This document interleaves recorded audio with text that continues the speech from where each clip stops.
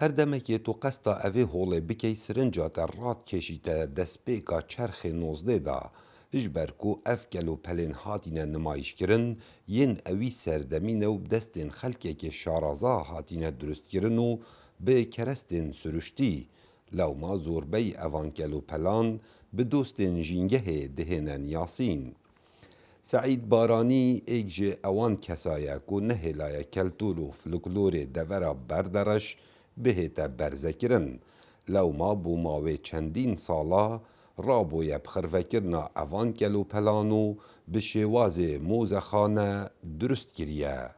وێرانکردنی کوردستان لە 1970 ئەوانە هەموو وای کرد کەلتور و تشتیمە بسڕێتەوە. ئەمنیش هەڵستان بە کۆکردنەوەی کەلوپەلانە ئەو یەک ئەو کەلوپەلان لە کار کەوتبوو، دوو هەبوونی تەکنەلۆجیا و کەلوپەلانە هەموو دەفەوتا لە ناو دەچوو. ئەوەش کەلپوری منتەقەش ناوچەشیە لە ساڵی 90ەکان بیرەکە بۆ مزەڵالە بوو. کەلوپەلانە داخوازیم دەکرد، ئاڵم فڕی دەدا کۆم دەکردەوە، بەرەبەرە کۆم کردەوە. Her parçekê karekê taybet xelkî pêtkirin li evî serdemî û di heman dem da pêdawîstiyên jiyana wan bûn. Her wesa her parçekê çîrokeka sirinç rakêş li dîvxwe hêla ye. کە عمرێوی تقریبەن 120 ساڵە.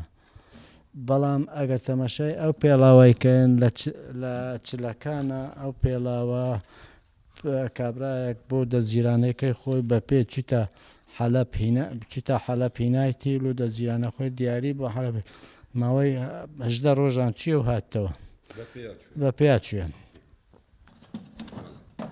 ئەو کەلوپەلانە هەندێک دلیلمان دەداتێ کەوەیە 33% هەتا 5% کەلوپەلانە مێژوو دەڤەرەکە دەردەینی دەرچوو مێژووی دەڤەرەکەی هەبوونی و خەڵکە لەو منتەقەی لە 180 ساڵی هەتا 220 ساڵیە.